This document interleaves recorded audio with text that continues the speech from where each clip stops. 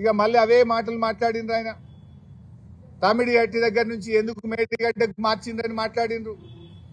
నువ్వు తప్పుపడుతున్నది ఎవరిని? కేంద్ర ప్రభుత్వాన్ని పడుతున్నావు. సెంట్రల్ వాటర్ కమిషన్ తప్పు పడుతున్నావు.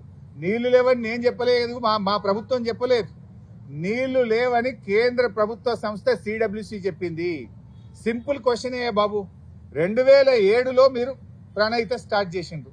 2014 దాకా మీరే ఉన్నారు. 8 ఏళ్ళు ఉన్నారు కదా. చెప్పింది 4 ఏళ్లలో ప్రాజెక్టు పూర్తి చేస్తామన్నారు. 8 ఏళ్ళు ఉన్నారు. ప్రాజెక్టు పూర్తి చేయడం దేవుడు 10 పైసలు పని చేయలేదు మీరు. చేసింది నేను సింపుల్ క్వశ్చన్ వేస్తున్నా. 8 ఏళ్లలో 160 టీఎంసీల నీటి లభ్యత ఉందని కేంద్ర ప్రభుత్వం నుంచి సిడబ్ల్యూసీ నుంచి క్లియరెన్స్ ఎందుకు చేయలేదు? 8 ఏళ్లలో మహారాష్ట్రతో అంతర్రాష్ట్ర ఒప్పందం ఎందుకు చేయలేదు?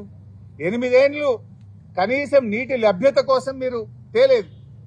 కానీ మేము వచ్చిన తర్వాత పరిశీలి చేస్తే 160 లేదక్కడ, ఆడ ఉన్నది 102. కానీ మీరు తీసుకోగలిగింది 44 మాత్రమే తేలింది. వైల్డ్ లైఫ్ సమస్య వచ్చింది. మహారాష్ట్ర ససేమిరా అన్నది. మీలాగా మేము మొబిలైజేషన్ అడ్వాన్సులు ఇచ్చి పర్సెంటేజీలు కమిషన్లు తీసుకొని ప్రజల్ని మోసం చేయాలా?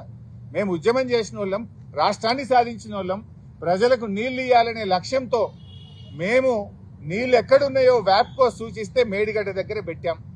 మరి అదే కేంద్ర ప్రభుత్వ సంస్థ సిడబ్ల్యూసి తమ్మిడిహట్టి దగ్గర నీళ్లు లేవని చెప్పింది. మేడిగడ్డ దగ్గర 282 టీఎంసీల నీటి లభ్యత ఉన్నది అని మాకు పర్మిషన్ ఇచ్చింది, అనుమతి ఇచ్చింది. అన్ని రకాల అనుమతులు మేము తెచ్చాం.